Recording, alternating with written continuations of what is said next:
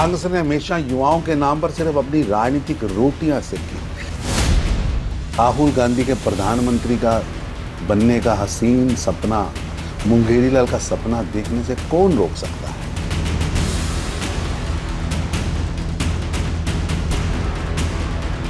शिक्षा मंत्री का इस्तीफा हो गया। प्रहलाद जोशी नए शिक्षा मंत्री बन गए।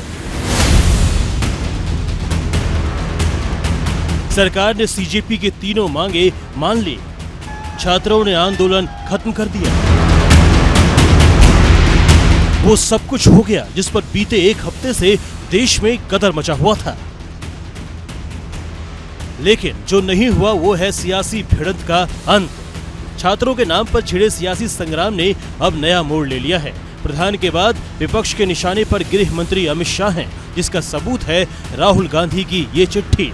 अमित शाह को लिखी चिट्ठी में राहुल गांधी ने 20 जुलाई को छात्रों पर हुई कार्रवाई को लेकर जवाबदेही की मांग की है। राहुल ने चिट्ठी में लाठीचार्ज से लेकर छात्राओं पर पुरुष पुलिसकर्मियों के द्वारा हमले को मुद्दा बनाया है। साथ ही पैलेट गन के इस्तेमाल का जिक्र करते हुए सवाल उठाए हैं। राहुल ने पूछा है कि क्या छात्रों को पीटने का आदेश गृह मंत्रालय ने दिया था? अगर नहीं तो फिर किसके हुक्म पर लाठीचार्ज किया गया?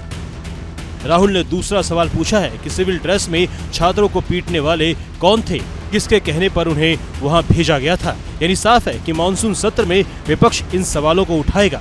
तो वहीं सत्ता पक्ष ने विदेशी फंडिंग वाला हथियार उठा लिया है।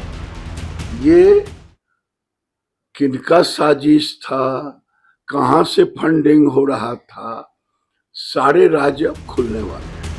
सत्ता पक्ष और विपक्ष अब खुलकर आमने सामने हैं। दोनों ने अपने अपने पत्ते खोल दिए हैं। वहीं शिक्षा मंत्री के इस्तीफे पर क्रेडिट की जंग और भी तेज हो गई है। दिल्ली में धन्यवाद राहुल गांधी के पोस्टर होर्डिंग्स लगे हैं। वहीं राजस्थान के डूंगरपुर में कांग्रेस ने विजय रैली निकाली और पटाखे फोड़कर जश्न भी मनाया। तो यार यूपी की राजधानी में भी धन्यवाद पोस्टर चस्पा किए गए हैं। 12 साल बीत गए कौरवी शासन की मैं तुलना करता हूं मोदी सरकार की। पांडव लौट के आ गए युवा के रूप में, राहुल गांधी के रूप में, विपक्ष के रूप में। अब महाभारत होगा, कुरुक्षेत्र का मैदान सजेगा और पांडव जीतेंगे। इस कौरवी सरकार का अंत होगा। राहुल गांधी राजनीति करते हैं।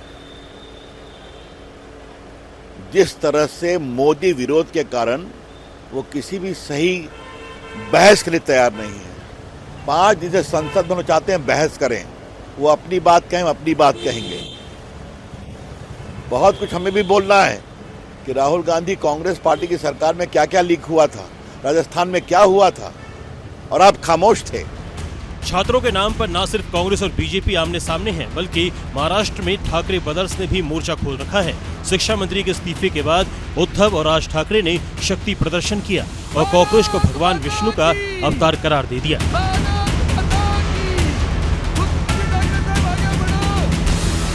सिर्फ महाराष्ट्र ही नहीं, युवाओं के नाम पर उत्तर से दक्षिण भारत तक सियासी गदर जारी है। तेलंगाना में कांग्रेस के सीएम रेवंत रेड्डी तो एक कदम और आगे बढ़ चुके हैं। उन्होंने अगस्त में विधायक और सांसद का चुनाव लड़ने की न्यूनतम उम्र 21 साल करने का प्रस्ताव पारित करने का ऐलान कर दिया है।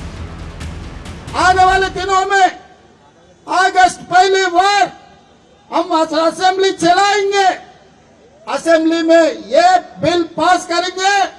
21 साल युवाओं को एमएलए एमपी बनाने का, केंद्र में राज्य में मंत्री बनाने का हक देने के लिए मैं मिलूंगा हर पॉलिटिकल पार्टी नेता लोगों से। फिलहाल सभी सियासी दलों की कोशिश देश के युवाओं को अपने पाले में करने की है, क्योंकि देश की 65% आबादी 35 साल से कम उम्र की है और 22 करोड़ 30 साल से कम उम्र के हैं। यही वजह है कि केंद्र सरकार को बैकफुट पर जाना पड़ा और विपक्षी दल मैदान में डटे हैं। Bureau report, ABP news.